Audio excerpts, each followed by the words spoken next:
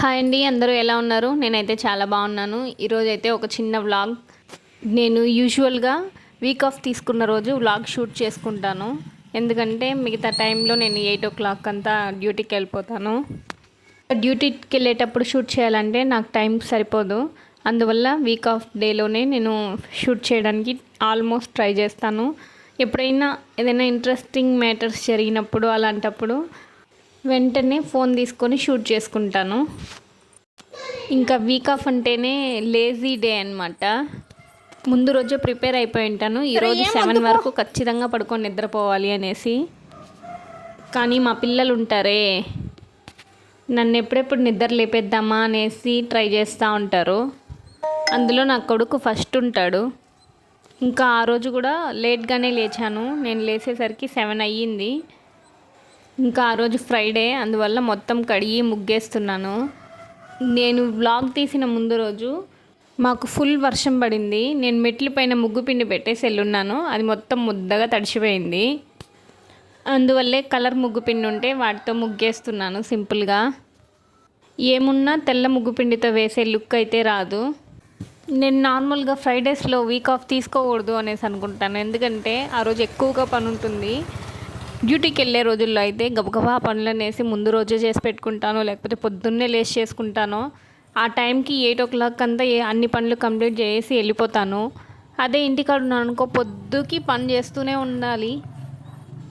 నా week off expectations ఎలా ఉంటాయి అంటే, ఆ రోజు మొత్తం ఏ పని చేయకూడదు, నేను ఫుల్ రెస్ట్లో ఉండాలి అనేసి అనుకుంటాను. కానీ ఆ రోజే అన్ని పనులు చేసుకుంటాను. పెళ్ళి కాని అమ్మాయిలు డ్యూటీకి వెళ్ళేట్టుకుంటే వీక్ ఆఫ్ రోజు నేను అనుకున్నట్టయితే జరుగుతుందేమో. వాళ్ళ అమ్మ వాళ్ళు ఒక్కరోజు లీవ్లో ఉంటుంది కదా, మన బిడ్డ ఏ పని చేయకూడదు, రెస్ట్ తీసుకొని అనేసి అనుకుంటారు. కానీ పెళ్ళయ్యి పిల్లలు ఉండే వాళ్ళైతే అది అస్సలు ఛాన్సే లేదనమాట. హస్బెండ్స్ ఒక్కరోజే కదా ఉంటున్నావు, ఈరోజు కూడా వంట చేయకపోతే ఎలాగా అనేసి వాళ్ళు. పిల్లలు మా ఒక్కరోజే కదమ్మా ఉంటున్నావు, మేము అడిగిందంతా చేసి పెట్టుమా అనేసి అంటారు వాళ్ళు. హస్బెండ్కి చేసి పెడతామో చేసి పెట్టమో, పిల్లలు అడిగినప్పుడు ఖచ్చితంగా అయితే చేసి పెడతాము. ఇంకా మా పాప అయితే నాకు డైలీ బాగా హెల్ప్ చేస్తూ ఉన్నింది. ఈరోజు వీక్ ఆఫ్ తీసుకున్నాను అనేసి పనంతా నువ్వే చేసుకోవాలమ్మా, నేను ఒక్క పని కూడా చేయను, ఈరోజంతా నేను జాలీగా ఉంటాను అనేసి అనింది. సరేలే అనేసి అరిచినాను, కొంచెం హెల్ప్ చేయొచ్చు కదా అనేసి. సరే ఎలానో ఉండిపోనీలే కానీ అనేసి నేను వదిలేశాను. ఇంట్లో ఉండడమేమో కానీ వీళ్ళ మద్దీసాలు తీర్చలేక చచ్చిపోవాలి.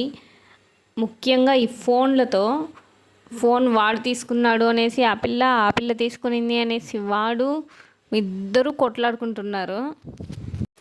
నేను ఇంతకుముందు అయితే వీళ్ళని సరిగ్గా కొట్టేదాన్ని.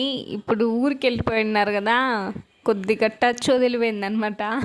ఇంకా ఇక్కడే ఉంటారు కదా, ఇంకా నా విశ్వరూపాన్ని చూపిస్తాను. మా పాప అయితే పెద్దదైపోయింది, కొడితే తిరుక్కొని కొడుతుందేమో. కష్టమో నష్టమో మన పిల్లలు మన దగ్గరే ఉంటే ఆ సుఖమే వేరు. ఈరోజు మా పిన్ని కూతుర్ని వేరే రమ్మని చెప్పున్నాను. ఊరు నుంచి వచ్చింది, తిరువన్నామలై వాళ్ళది. అక్కడి నుంచి దాదాపు ఎన్ని ఇయర్స్ అయింది తెలుసా ఆ పిల్లొచ్చి? 7 years తర్వాత ఇప్పుడు వస్తూ ఉంది. వాళ్ళు ఎక్కడికి పంపించకుండా ఉన్నారు. ఇప్పుడు మా పిన్ని వాళ్ళు ఇక్కడ వచ్చి చేరిపోయారు కదా, అందువల్ల పంపించారు. చూసారా, ఇదేలాగానే జరుగుతూ ఉంటుంది రోజంతా.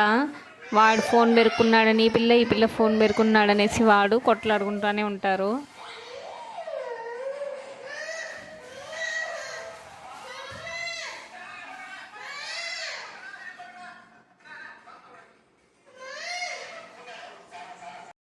నా లైఫ్లో జరిగిన కొన్ని సిచ్యువేషన్స్ చెప్తాను చూడండి. చాలామందికి ఇది రిలేట్ అవుతుంది అనుకుంటాను. చిన్నప్పటి నుంచి చాలా సుఖంగా పెరిగిపోయానమాట నేను. కానీ పెళ్ళైనప్పటి నుంచి ఆ సుఖం అనేది లేదు నాకు.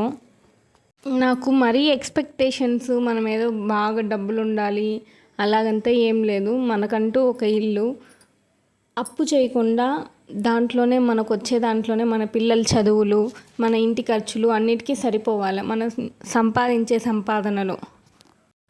మాకు చిన్నప్పటి నుంచి ఒక ఓన్ హౌస్ ఉంది. మేము మరీ రిచ్ ఏం కాదు, ఒక బిలో మిడిల్ క్లాస్ అయినా కూడా సరే మమ్మల్ని ఒక ప్రైవేట్ స్కూల్లో చదివిపించాడు మా నాన్న. సంక్రాంతికి, దీపావళికి వాళ్ళ బర్త్డేస్కి కొత్త డ్రెస్ తీసి ఇచ్చేస్తారు అంతే. అదే మాకు ఎక్కువ. ఇప్పుడు కూడా సేమ్ మా ఆయన కూడా అదేలాగానే చేస్తున్నాడు.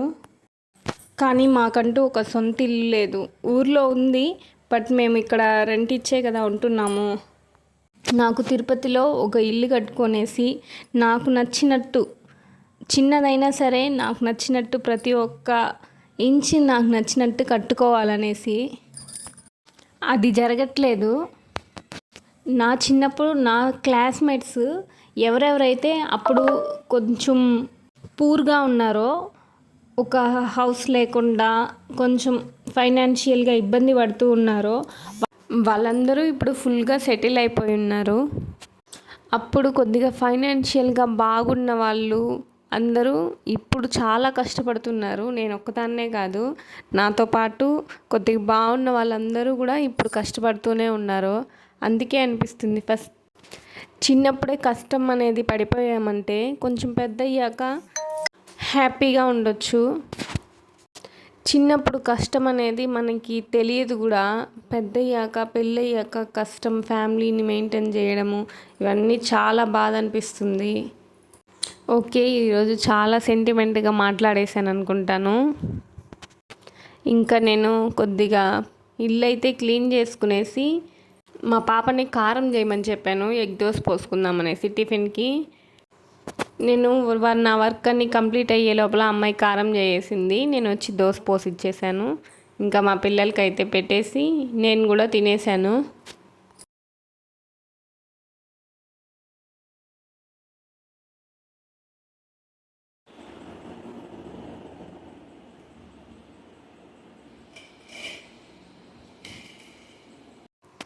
ఇంకా ఇదైతే ఈవినింగ్ దీపాలు అయితే తోముకున్నాను. ఈవినింగ్గా గుడికి వెళ్దామనేసి ప్లాన్ ఉంది. తిరుపతిలో గంగమ్మ జాతర చాటింపేశారు. ఈ వీక్ అంతా అయితే గుళ్ళో బాగా చేస్తూ ఉంటారు. వేషాలు వేసుకొని వెళ్ళేవాళ్ళు అందరూ రకరకాల వేషాలు వేసుకొని వస్తూ ఉంటారు. చూడటానికి బాగుంటుంది. మా పిన్ని కూతురు కూడా వచ్చునింది. సరే తనని తీసుకొని గుడికి వెళ్దాము, జాతర రోజు రష్ ఎక్కువగా ఉంటుంది, ఇప్పుడే వెళ్ళేసి వచ్చేద్దామనేసి బయలుదేరుతున్నాము. అది కాకుండా నేను గుడికి వెళ్ళి చాలా రోజులయ్యింది. ఇంట్లో కొద్దిగా డిస్టర్బెన్సెస్గానే ఉంది. అందువల్ల కొంచెం ప్రశాంతంగా ఉంటుంది కదా అనేసి వెళ్తున్నాను. ఇంకా ఇంట్లో కూడా అయితే దీపం అయితే పెట్టేసుకుంటున్నాను. ఇంట్లో మొత్తం క్లీన్ చేసుకొని దీపం పెట్టుకుంటే ఉండే వైబే వేరు. అంత ప్రశాంతంగా ఉంటుంది మనసుకి. ఇంకా మేము కూడా ఇంట్లో అయితే దీపం వెలిగించుకొని గుడికి అయితే బయలుదేరుతున్నాము. అదే కాదు, మనం ఏదైనా గుడికి వెళ్తున్నాము అనేసి అంటే ఫస్ట్ మన ఇంట్లో దీపం వెలిగించుకొనే వెళ్ళాలి.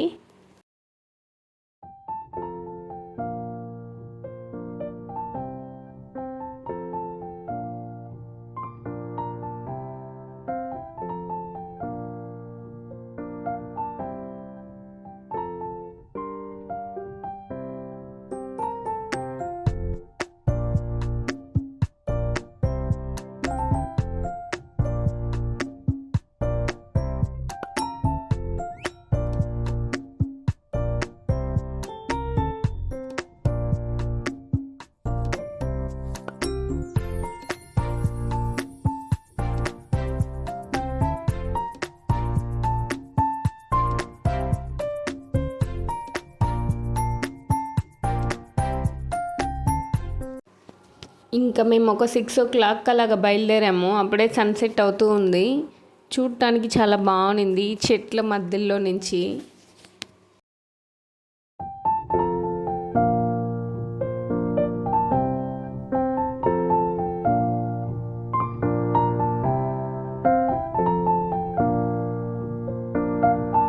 ఇంకా మేము గుడి దగ్గరికి అయితే వచ్చేసాము. అందరూ వేషాలు వేసుకొని వెళ్తున్నారు. క్రౌడ్ అయితే ఫుల్గా ఉన్నింది. సరే మాకు కొద్దిగా వర్క్స్ ఉన్నాయి, ఆ వర్క్స్ అన్నీ కంప్లీట్ చేసుకొని దాని తర్వాత వద్దాం, కొద్దిగా రష్ కూడా తగ్గుతుంది కదా అనేసి వెళ్తున్నాము. నేను సరిగ్గా ఈ వీడియో షూట్ చేయడానికి ముందు రోజు నా చైన్ తెగిపోయింది. దాన్ని అతికించడానికైతే వచ్చాము. నేను ఎలా అతికిస్తారో వీడియో తీద్దామనేసి ఫస్ట్ నుంచి వీడియో తీద్దామని తీస్తుంటే వాళ్ళైతే తీయొద్దన్నారు. ఎందుకు తీయొద్దన్నారో నాకైతే తెలియట్లేదు. సరే అనేసి వదిలేశాను. వాళ్ళు దాన్ని రాగితో అతికించాలా గోల్డ్తో అతికించాలా అని అడిగారు. మేము గోల్డ్తోనే అతికించమని చెప్పి 1500 అడిగారు. 1200 ఇచ్చాము. ఇంకా దాన్ని అతికించుకొని జిఆర్టీలో మా నాన్న సేవింగ్స్ స్కీమ్లో ఒక 5000 కడుతూ వచ్చాడు. దానికైతే గోల్డ్ తీసుకుందాము అనేసి వచ్చాము. అండ్ దానికి ఫ్రీ గిఫ్ట్ కూడా ఇస్తున్నారు. దాన్ని అయితే కలెక్ట్ చేసుకున్నాము. అండ్ మా ప్లాన్ని కూడా క్లోజ్ చేసుకునేసి గోల్డ్ అయితే తీసుకొని వచ్చేసాము. నేను తీసుకున్న కమ్మలు అయితే ఇవి.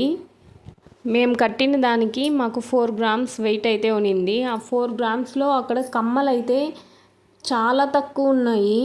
ఒక 3 or 4 కమ్మలు మాత్రమే ఆ వెయిట్లో చూపించారు మాకు. దాంట్లోనే ఏదో ఒకటి సెలెక్ట్ చేసుకొని వచ్చాము. నిజంగా డిసప్పాయింట్. కలెక్షన్ అనేది చాలా తక్కువ ఉందనేసి నేను చాలా ఎక్స్పెక్ట్ చేశాను. జిఆర్టీ కదా, చాలా కలెక్షన్. నేను ఫస్ట్ టైము జిఆర్టీ అని ఇలాంటి షాప్స్లో కొనడము. బయట చిన్న చిన్న షాప్స్లోనే కొంటూ ఉంటాను. తక్కువ వెయిట్లో కలెక్షన్ అయితే లేదు.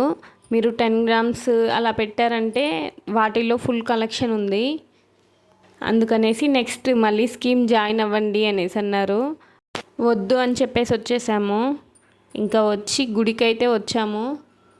మేము వచ్చేటప్పటికి 9 అయ్యింది. అప్పుడు కూడా జనాలు అయితే ఫుల్గానే ఉన్నారు.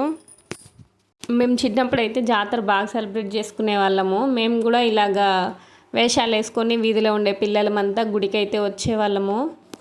ఇక్కడ అబ్బాయిలు అమ్మాయిలు వేషం వేసుకోవడము ఫేమస్. ఇంకా జాతర రోజు అయితే ఫుల్గా ఆ వేషాలు వేసుకొని తిరుగుతూ ఉంటారు. ఇంకా ఇప్పుడైతే రకరకాల గెటప్స్ వేసుకొని తిరుగుతూ ఉన్నారు. ఇంతకుముందు చూసారు కదా, రాక్షసుడిలాగా అమ్మవారిలాగా ఈ వేషాలన్నీ వేసుకొని తిరుగుతున్నారు. వేషాలు ఎక్కువ చిన్నపిల్లలకి వేస్తారు. దిష్టి అనేది కూడా తగ్గుతుంది అనేసి అంటారు.